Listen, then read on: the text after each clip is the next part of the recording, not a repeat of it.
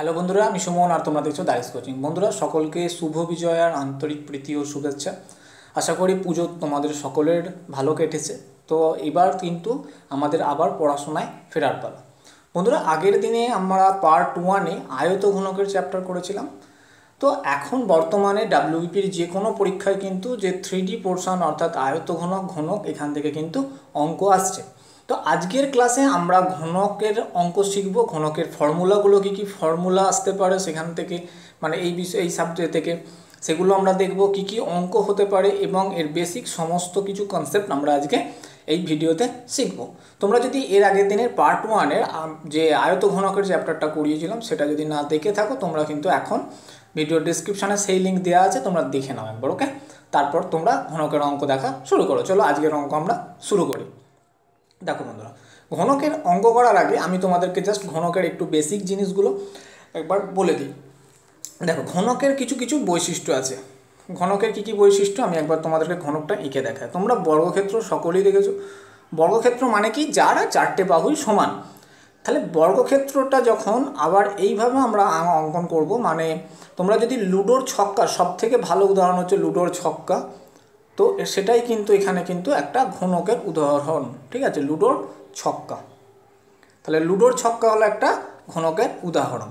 তোমরা তাহলে এবার এই ঘনকের নিশ্চয়ই কিছু বৈশিষ্ট্য আছে। কী কী বৈশিষ্ট্য দেখো। নাম্বার 1 বৈশিষ্ট্য, যদি তোমরা ঘনকের শীর্ষবিন্দুর কথা বলো, শীর্ষবিন্দু বা যেটাকে কৌণিক বিন্দু বলে, তাহলে শীর্ষবিন্দু বা কৌণিক বিন্দু কোনগুলো, মানে এই যে পয়েন্টগুলো হয় এগুলোকে শীর্ষবিন্দু। আমি যদি নাম দিই এ বি করে, তাহলে এই যে কর্নারের যে পয়েন্টগুলো এগুলোকে শীর্ষবিন্দু বলে। তাহলে ঘনকের শীর্ষবিন্দুর সংখ্যা কটি না 8টি।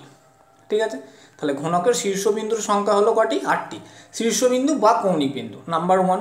নাম্বার 2 লেখো যে ঘনকের তল সংখ্যা কটি। ঘনকের তল সংখ্যা, তল মানে দেখো তুমি যদি একটা আয়তক্ষেত্রে বর্গক্ষেত্র দেখো, বর্গক্ষেত্র এরকম একটা তল, তাহলে বর্গক্ষেত্রটা যেটার উপর অঙ্কন সেটা একটা তল।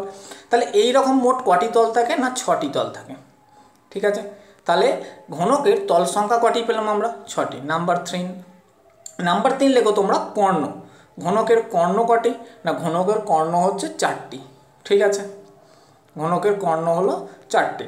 নাম্বার 4 লেখো তোমরা হচ্ছে ঘনকের ধার সংখ্যা বা বাহু। বাহু বা ধার লেখো, ধার যেভাবে খুশি, কারণ অনেক জায়গায় অঙ্কতে ধার লেখা থাকে। ধার মানে এই যে পোর্শনগুলো এগুলোকে আমরা ধার বলি। তাহলে ঘনকের ধার সংখ্যা কটি না 12টি। এই হলো একটা ঘনকের বৈশিষ্ট্য। তোমরা যদি আগের দিনের আয়তঘনকের বৈশিষ্ট্য দেখে থাকো, সেখানেও কিন্তু এই সেম বৈশিষ্ট্য, অর্থাৎ শীর্ষবিন্দু 8টা, তল সংখ্যা 6টা, কর্ণ 4টে এবং বাহুর ধার সংখ্যা, বাহু বা ধার সংখ্যা সেটা 12টা, এগুলি তোমরা দেখেছিলে। তো তোমাদের কাজ কিন্তু এগুলোকে খাতায় লিখে মুখস্থ করে নেওয়া। ওকে, আশা করি তোমাদের খাতায় লেখা হয়ে গেছে। তো তোমাদের যদি খাতায় লেখা হয়ে থাকে, আমি এই বেসিসে যে অঙ্ক এসে থাকে একটা অঙ্ক তোমরা দেখে নাও। দেখো প্রথম অঙ্কটা কি বলেছে, আমরা যা শিখলাম ঠিক তার উপরেই এই অঙ্কটা আছে। বলছে একটি ঘনকের তল সংখ্যা x, আচ্ছা, ধার সংখ্যা y, শীর্ষবিন্দুর সংখ্যা z এবং কর্ণ সংখ্যা p হলে x - y + z p এর মান নির্ণয় করো। তাহলে এই অঙ্কটা কিন্তু কোনো জটিল অঙ্ক নয়। এখানে খালি তোমায় বুঝতে হবে, দেখো তল সংখ্যা যেটা সেটাকে তোমার কি দিয়ে প্রকাশ করেছে, ডিনোট করছে না x দিয়ে। তাহলে তোমাকে আমি আগেই দেখালাম যে একটি ঘনকের তল কটা থাকে না 6টা। তাহলে একটা ঘনকের তল সংখ্যা উঠলো 6টা। নাম্বার এসো ধার সংখ্যা, ধার, তাহলে ধার কটা, মানে ধারকে কি দিয়ে ডিনোট করছে না y দিয়ে ধারকে ডিনোট করছে। তাহলে এবার বলো একটা ঘনকের ধার কটা থাকে না, তোমরা সকলেই যেন ধার মানে বাহু বলেছিলাম, তাহলে কটা না 12টা। নেক্সট এসো কি না শীর্ষবিন্দু বা কৌণিক বিন্দু, যেটাই শীর্ষবিন্দু সেটাই কিন্তু কৌণিক বিন্দু। তাহলে একটা ঘনকের কতগুলো শীর্ষবিন্দু থাকে না 8টি। ঠিক আছে, তাহলে একটা ঘনকের শীর্ষবিন্দু কটি, 8টি, মানে এটাকে জেড দিয়ে ডিনোট করছে, এখানে জেড দিয়ে ডিনোট করছে, জেড। আচ্ছা, কর্ণ সংখ্যাকে কি দিয়ে প্রকাশ করছে, কর্ণ না পি দিয়ে প্রকাশ করছে। তাহলে পি দিয়ে যদি প্রকাশ করে একটা ঘনকের কর্ণ কটি না, একটা ঘনকের কর্ণ হলো 4টি। তাহলে এই তোমরা সংখ্যামান পেয়ে গেলে কটি না 6টি, 12টি, 8টি আর 4টি। এবার যে তোমার মানটা দিয়েছিল যে x - y + z + p, তুমি এই ভ্যালুগুলো এবার এখানে পুট করো। দেখো x এর মান আমি কত পেয়েছিলাম 6, y এর মান কত পেয়েছিলাম, চিহ্ন মাইনাস আছে মাইনাস লেখো, y এর মান পেয়েছিলাম 12 প্লাস z এর মান কত পেয়েছি আমি 8 প্লাস p মানে কত না 4। দেখো তাহলে এবার আমরা এখান থেকে যদি এটা সমাধান করি তাহলে কি পাবো, 8 আর 4 12 আর 6 18, আর তার থেকে যদি 12 বিয়োগ করো দেখো 6 এসে গেল, বা তোমরা 8 আর 4 12 থেকে 12 প্লাস মাইনাস করে কেটে দিলেও 6 আসবে। তাহলে এখানে অপশান বিতে দেখো এই 6 উত্তরটা আছে, 6 হয়ে যাবে এই প্রশ্নটার কি সঠিক উত্তর। আশা করি তোমাদের আর কোনো প্রশ্ন নেই, কারণ এই অঙ্কগুলো এসে থাকে অনেক সময় পরীক্ষা। দেখো ডাব্লিউপিতে যে অঙ্কগুলো আসছে, সে কনস্টেবল বলো বা এসআই বলো, সেখানে কিন্তু খুব টাফ লেভেলের অঙ্ক আসছে না, মেন্সে কিন্তু একটু শক্ত অঙ্ক আসবে, শক্ত মানে একটু ঘুরিয়ে। কিন্তু তুমি যদি বেসিক কনসেপ্ট ঠিকঠাক না জানো, আগের বারে ত্রিকোণমিতি কোশ্চেনে ডাব্লিউপি কনস্টেবল 2019-এর মেনে এসেছিল যে sine square theta plus cos square থিটার মান কত। তাহলে এইগুলো কিন্তু সোজা, তুমি জানলে খুবই সোজা। ঠিক একই রকমভাবে বেসিক কনসেপ্ট জানাটা অবশ্যই জরুরি। ওকে, চলো এবার আমরা নেক্সট টপিকে যাই। দেখো আমরা কিন্তু এবার শিখলাম ঘনকের বৈশিষ্ট্য। এবার আমরা যেটা শিখবো সেটা হলো ঘনকের সূত্রগুলোকে আমরা এক নজরে এবার দেখে নেব। তাহলে ঘনকের যদি সূত্রগুলো আমরা লিখি, যদি আমরা সূত্রগুলো লিখি কী কী পাবো, দেখো সূত্র। তাহলে ঘনকের কী কী সূত্র হয়, 1 নম্বর হলো, তোমরা যদি ঘনকটা এইভাবে আঁকি আমি, তাহলে ঘনকের এটাকে কি বলবো, আমি আগের দিনই বলেছিলাম ভিডিওতে, যে আমরা যখন শুধু বর্গক্ষেত্র করতাম, বর্গক্ষেত্র কী পেতাম, বর্গক্ষেত্রের ক্ষেত্রফল পেতাম আর পরিসীমা পেতাম। তেমন আর যখন আমরা এটা ঘনক করব, তো ঘনকের আমরা কি পাবো, সমগ্রতল পাবো, আর কি পাবো না আয়তন পাবো। তাহলে সমগ্রতলের ক্ষেত্রফলের ফর্মুলাটা আগে লেখো। সমগ্রতলের ক্ষেত্রফলের ফর্মুলা, ধরো আমি এখানে যে প্রতিটা বাহু সমান আমি এ ধরে নিলাম, তাহলে তোমরা বুঝেই নেবে যে বাহু সমান যদি এ হয়, তাহলে সমগ্রতলের ক্ষেত্রফল কি না 6a²। তাহলে সমগ্রতলের ক্ষেত্রফল কি পেলাম 6a²। এর পাশে যে এককটা থাকবে সেটা জানবে সবসময় বর্গ একক দেওয়া থাকবে, মানে এককের জায়গায় মিটার সেন্টিমিটার এরকম কিছু থাকবে। ওকে, নেক্সট চলো আমরা দেখে নিই যে ঘনকের আয়তনের ফর্মুলা কি হয়। ঘনকের আয়তনের ফর্মুলা কি হয়, তাহলে ঘনকের আয়তনের ফর্মুলা হয় বাহু তার হোল কিউব, বা যেটাকে আমরা বাহু তার হোল কিউব বা এ তার হোল কিউব। ওকে, মানে ঘনকের ক্ষেত্রফলের ফর্মুলা কি না এ কিউব। ওকে, এবার দেখে নাও তুমি ঘনকের কর্ণের ফর্মুলা। ঘনকের কর্ণের ফর্মুলা কি না √3 ইন্টু বাহু, মানে কি না √3 ইন্টু এ। ওকে, তাহলে এই 3টে ফর্মুলা তোমাকে মুখস্থ রাখতে হবে ঘনকের অঙ্ক করার জন্য। ঠিক আছে, চলো এবার এগুলো খাতায় তোমরা নোট করে নাও। আশা করি খাতায় সকলেই নোট করে ফেলেছো। একটু নোট করে নাও, একটু ওয়েট করছি। ওকে, তো খাতায় আশা করি সকলেই এখন নোট করা হয়ে গেছে। চলো এবার আমরা এই ফর্মুলাগুলোর উপর বেস করে কিছু বেসিক জিনিস দেখবো এবং অঙ্কগুলো করতে থাকবো। দেখো প্রথম অঙ্ক কি বলেছে, প্রথম অঙ্ক বলেছে যে একটি ঘনকের ধারগুলির সমষ্টি 96 সেমি হলে ঘনফল কত। তাহলে ধার বলতেই কি না যেটাই ধার ঘনকের সেটাই কি না বাহু, ধারই যেটা সেটাই হলো বাহু। তাহলে এবার বলো একটা ঘনকের ধারগুলোর সমষ্টি কত বলে দিয়েছে 96। তুমি কি জানো যে একটা ঘনকের ধার বা বাহু কতগুলো হয়, না একটা ঘনকের ধার বা বাহু হয় কটি না 12টি। ভালো করে বুঝবে, একটা ঘনকের ধারগুলির সমষ্টি বলে দিচ্ছে 96, আর তুমি জানো একটা ঘনকের ধার বা বাহুর সংখ্যা কটি না 12টি। তাহলে আমরা যদি একটি ধার বার করতে চাই ঘনকের কি করব না, একটি ধার যদি আমরা বার করতে চাই তাহলে কি করব না, দেখো ধারগুলোর সমষ্টি ছিল 96, তাহলে আমরা যদি ওই 96টাকে 12 দিয়ে ভাগ করি তাহলে 8 12 96, অর্থাৎ একটি ধারের মান কত পেলাম 8 সেমি। ভালো করে বুঝে নাও, ধারগুলোর সমষ্টি 96 সেন্টিমিটার, আমি জানি ঘনকের ধার সংখ্যা কটা 12টা, তাহলে আমি সমষ্টিটাকে যদি ভাগ করে দিই এটা দিয়ে তাহলে আমি পেয়ে যাবো একটা, তাহলে একটা ধার পেলাম কত 8। এবার তোমায় বলেছে যে ঘনফল, তাহলে ঘনকের ঘনফল যেটা সেটাই হলো আয়তন। আমি এখানে আয়তন লিখলাম, এটা আয়তনও যা ঘনফলও তাই। তাহলে আয়তনের ফর্মুলা তোমাদেরকে আমি কী শিখিয়েছিলাম না এ কিউব। আচ্ছা এখানে লিখি এ কিউব। তাহলে এ কিউব মানে কি বাহুর কিউব, তাহলে বাহু কত পেয়েছো 8, তাহলে 8-এর কিউব করে দাও। তাহলে 8-এর কিউব কত হয় 8-এর কিউব কত হয় না 512। তাহলে ঘনফল কত পেলে না 512 ঘন সেমি। এবার একটা বলি, যখন আয়তন পাবে তখন তার পাশে ঘন কথাটা হয়। এবার যেটা যেহেতু এখানে এককটা সেমিতে আছে তাই এটা ঘন সেমি, অর্থাৎ 512 ঘন সেমি is the right answer. Okay, চলো নেক্সট প্রশ্ন। অঙ্কগুলো খুব সোজা সোজা অঙ্ক, আমরা কিন্তু দেখে নিই একবার। আচ্ছা এটা তো হয়ে গেল, চলো নেক্সট প্রশ্ন আমরা দেখে নিই। দেখো নেক্সট প্রশ্ন কি বলেছে। নেক্সট প্রশ্নটা কিন্তু ঘনক দিয়ে না, শুধুমাত্র বলছে এই দুটি ঘনকের মাত্রাগুলি যথাক্রমে 4 6 এবং 4 একক। এখানে দেখো এবং এত এত একক, দুটি ঘনকের ঘনফল সমান হয় তবে এইচের মান কত। বন্ধুরা এটা ঘনকের অঙ্ক না, অ্যাকচুয়াল এটা আয়ত ঘনকের অঙ্ক। কারণ তোমরা বুঝতে পারছো কি না 3টে বাহু অর্থাৎ দৈর্ঘ্য প্রস্থ এবং উচ্চতা দেওয়া আছে। যদি শুধুমাত্র যদি ঘনক হতো তাহলে একটা বাহুর ভ্যালুই দেওয়া থাকতো। তাহলে এবার তুমি বলো যে আয়তঘনকের ক্ষেত্রফল, সরি বন্ধুরা, আয়তনের ফর্মুলা কি? আয়তনের ফর্মুলা কি না, দৈর্ঘ্য মানে এল ইন্টু প্রস্থ ইন্টু বি ইন্টু এইচ, মানে দৈর্ঘ্য ইন্টু প্রস্থ ইন্টু উচ্চতা। এবার বলেছে কি দুটি ঘনকের মাত্রাগুলি মানে দৈর্ঘ্য প্রস্থ উচ্চতা এদের ঘনফল দুটি কী হচ্ছে সমান। তাহলে আমি কি শর্তানুসারে এটা লিখতে পারি যে 4 ইন্টু 6 ইন্টু 4 যেটা ছিল উপরে, এটা হলো ওই যে একটা ঘনক আছে তার আয়তন, সমানই দ্বিতীয় ঘনকটার আয়তন কত হবে 8 ইন্টু ব্র্যাকেটের মধ্যে 2h মাইনাস 1 ইন্টু 2। ভালো করে বুঝো, কারণ বলেছিল দুটো আয়ত ঘনকের এগুলো কী হবে, ক্ষেত্রফলগুলি সমান। তাহলে এবার কাটাকাটি করো, 4 দিয়ে তুমি যদি 8কে কাটো এখানে কত পড়ে থাকে 2, আবার 2 দিয়ে যদি এই 4কে কাটো এখানে 2 পড়ে থাকে, আর এই 2 কেটে যায়। তার মানে তুমি মধ্যে কথায় পেলে 2h মাইনাস 1 এটা সমান 6। তাহলে এখান থেকে তুমি পাবে 2h ইকুয়াল টু 6 প্লাস 1 মানেই কত হবে 7।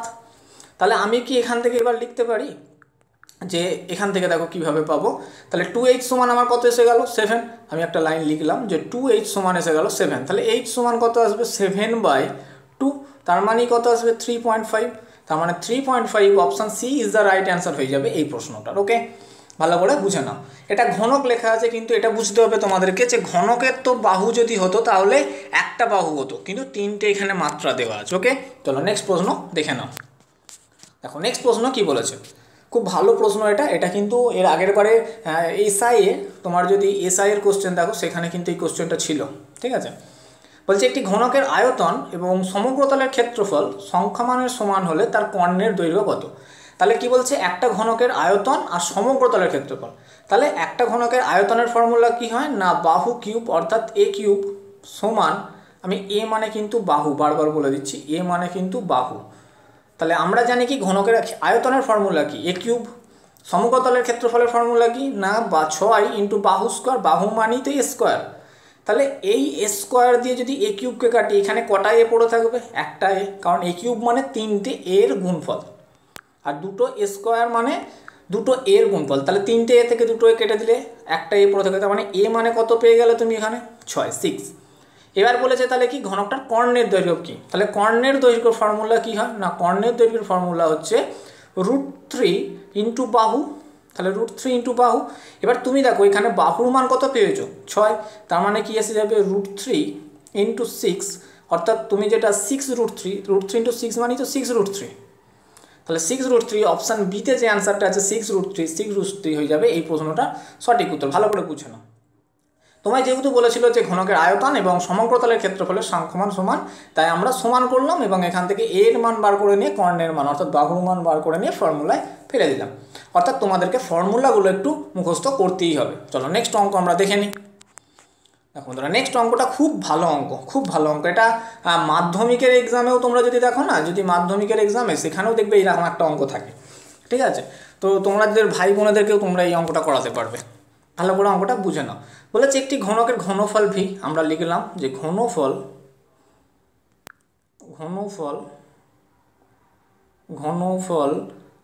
ভি মানেই আমরা যদি আমি বাহু সমান আবার এ বলছি তাহলে ভি মানে আমরা এ কিউব লিখলাম, মানে তার বাহুর কিউব।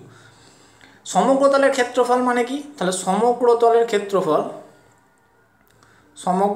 সমগ্রতল সমান এ, এটা সমান কি বলছে না 6a স্কোয়ার, বাহু যদি এ ধরে থাকে। আচ্ছা, তারপরে দেখো কর্ণ, তাহলে কর্ণ এটাকে কি দিয়ে প্রকাশ করেছে ডি দিয়ে, ডায়াগোনাল বলে। তাহলে কর্ণের ফর্মুলা কি না 6√3 বা √3 ইন্টু বাহু মানে সরি বন্ধুরা, তাহলে কর্ণের ফর্মুলা কি না √3 ইন্টু বাহু অর্থাৎ √3a, এটা আসবে। দেখো 3টে ভ্যালু আমরা পেয়ে গেলাম কিনা আবার ভালো করে দেখে নাও। দেখো প্রথমে হলো ঘনফলকে যদি আমরা ভি দিয়ে ডিনোট করি তার মানে ফর্মুলা হচ্ছে বাহুর কিউব অর্থাৎ এ কিউব। সমগ্রতল মানে এ হচ্ছে এখানে দেওয়া আছে, তার মানে এ মানে 6a স্কোয়ার অর্থাৎ 6 ইন্টু বাহু স্কোয়ার, আর কর্ণ মানে ডি মানে কি √3 ইন্টু বাহু। এবার তোমায় যে এখানে দিয়েছে কি AD/6V এটা তোমায় দিয়ে দিয়েছে। তাহলে এ মানে কি, এ মানে হচ্ছে 6a স্কোয়ার ইন্টু ডি মানে কি, ডি মানে হচ্ছে তোমার √3 ইন্টু বাহু, তার মানে √3 ইন্টু এ। ভালো করে বুঝে নাও, আমি খালি মানগুলো বসিয়ে যাচ্ছি। আর 6 ইন্টু ভি আছে, তাহলে ভি মানে কি আয়তন, তার মানে এ কিউব। এখান দিয়ে এ স্কোয়ার, আমি কালিটা চেঞ্জ করে তোমাদেরকে দেখাচ্ছি। এখানে দেখো এ স্কোয়ার, আর এখান থেকে যদি এ কিউব কাটি এখানে তাহলে কটা এ পড়ে থাকবে? একটাই, কারণ তিনটে এ কিউব মানে তিনটে এ, সেখান থেকে দুটো এ কেটে দিলে একটাই। আবার এখানের এই এটা আর এই এটা কেটে যাবে, উপরে 6 নিচে 6 কেটে গিয়ে পড়ে থাকে কি না শুধুমাত্র √3, অর্থাৎ অপশান বি শুধুমাত্র √3 হয়ে যাবে এই প্রশ্নটার সঠিক উত্তর। এটা কিন্তু খুব ইম্পর্ট্যান্ট একটা অঙ্ক, এটা কিন্তু অনেক সময় মাধ্যমিকের অঙ্ক এবং কিন্তু বোর্ডের বহু অঙ্কতে তোমরা এসএসসি যদি প্রিভিয়াস ইয়ার ফলো করো সেখানেও কিন্তু এই ধরনের অঙ্ক তোমরা দেখে থাকবে। ওকে, তো এই অঙ্কটা খুব ভালো করে তোমরা বুঝে নাও। ওকে, চলো নেক্সট প্রশ্ন আমরা দেখে নিই। দেখো নেক্সট প্রশ্ন কি বলেছে। নেক্সট প্রশ্ন বলেছে একটি ঘনকের সমগ্রতলের ক্ষেত্রফল অপর একটি ঘনকের সমগ্রতলের ক্ষেত্রফলের 9 গুণ। ভালো করে বোঝো। তাহলে সমগ্রতলের ক্ষেত্রফল আমরা কি জানি, যে সমগ্রতলের ক্ষেত্রফলের ফর্মুলা হচ্ছে 6a², মানে আমি এ যদি বাহু ধরে থাকি তাহলে 6a²। তোমার শর্তটা কি দিয়েছে, যে সমগ্রতলের ক্ষেত্রফল অপর একটি ঘনকের, তাহলে 6a² এটা সমান নিয়ে আমি অপর একটি ঘনক বলেছে, তাহলে অপর ঘনকের বাহু তো আমি জানি না, তাহলে সেটা সমান কি বলেছে 9 × 6, আমি b² ধরে নিলাম। ভালো করে বোঝো, এখানে দুটো ঘনকের কথা বলেছে। এ যদি একটা ঘনক হয় বি হবে অপর ঘনক, ঠিক আছে? তাহলে এ যদি একটা ঘনক হয় বি হবে অপর ঘনক। এবার এখানে বলেছিল যে একটি ঘনকের সমগ্রতলের ক্ষেত্রফল অপর একটি ঘনকের সমগ্রতলের ক্ষেত্রফলের 9 গুণ, তাহলে 6a² সমান 9 × 6b² করে নিলাম। তাহলে এখান থেকে তুমি 6 আর এই 6 কেটে দাও, তার মানে আমি কি লিখতে পারি a² বাই b² সমান 9, নিচে কিছু নেই মানে 1। এবার দেখো পরের লাইনে আমরা কি করতে পারি, যে a বাই b সমান √9/1, তার মানে এবার যদি 9-এর রুট করি আমরা উপরে কত পাবো 3 আর নিচে কত পাবো 1। তাহলে আমরা অপশান সিতে দেখো 3:1, এই প্রশ্নটা সঠিক উত্তর হয়ে যাবে 3:1। বুঝতে পারলে, 3:1 হয়ে যাবে এই প্রশ্নটার সঠিক উত্তর, কারণ 9-এর যদি আমরা রুট করি উপরে 3 নিচে 1, তার মানে আমি একটা লাইন লিখিয়ে দিই তোমাদের, মানে a:b যখন আমরা লিখব তখন 3:1 এই প্রশ্নটার সঠিক উত্তর, অর্থাৎ অপশান সি হয়ে যাবে এই প্রশ্নটার সঠিক উত্তর। চলো নেক্সট প্রশ্ন আমরা দেখে নিই। দেখো নেক্সট প্রশ্ন কি বলেছে। দেখো নেক্সট প্রশ্ন বলছে, দেখো পরের অঙ্কটা বলেছে ঘনকাকৃত একটি ঘরে রাখা সর্ববৃহৎ মাপের দণ্ডটির দৈর্ঘ্য 5√3। ভালো করে বুঝবে, বলেছে একটি ঘনকাকৃত ঘর, আমি ঘনক একটা এঁকে নিলাম। এবার বলেছে ঘনকাকৃত একটা ঘরে সর্ববৃহৎ লাঠি, মানে কি এই কোণ থেকে এই কোণ, অর্থাৎ তুমি যদি এই কোণ থেকে এই কোণে রাখো তবেই মাত্র সবচেয়ে বড় লাঠিটা রাখতে পারবে। তার মানে কি আমরা ঘনকের কর্ণটাই বলে দিয়েছি এখানে 5√3। তাহলে আমি যদি ঘনকের বাহু এ ধরে নিই তাহলে ফর্মুলা অনুযায়ী কি না, সূত্র অনুযায়ী ঘনকের কর্ণ হচ্ছে √3 × বাহু, মানে √3 × এ যদি বাহু ধরে নিই, তাহলে এখানে তোমার শর্ত অনুসারে আমি কি বলতে পারি, শর্ত অনুসারে না √3 × বাহু এটা সমানই 5√3। ভালো করে বুঝে নাও, কারণ সর্ববৃহৎ মাপের দণ্ড বলেছে, তাহলে সর্ববৃহৎ কখন হবে, যখন ঘনকটার কর্ণ বরাবর লাগবে। তাহলে 5√3, তাহলে এখানের √3 এই √3 কেটে দিলে আমি এর মান কত পাবো 5, তাহলে এর ভ্যালু আমরা 5 পেয়ে গেলাম। নেক্সট দেখো তোমার কি বলেছে, নেক্সট বলেছে হচ্ছে যে ঘরের মেঝের ক্ষেত্রফল কত হবে। এবার দেখো ঘরের মেঝের ক্ষেত্রফল বলেছে না, তাহলে ঘরের মেঝেটা একটা কি বর্গক্ষেত্র, ঘরের মেঝেটা তো একটা বর্গক্ষেত্র হবে। তাহলে ঘরের মেঝেটা যদি একটা বর্গক্ষেত্র হয়, আমরা আয়তক্ষেত্রের আয়তক্ষেত্র কেন হবে বর্গক্ষেত্র, অর্থাৎ বর্গক্ষেত্রের ক্ষেত্রফল কত পাবো, বর্গক্ষেত্রের ক্ষেত্রফল মানে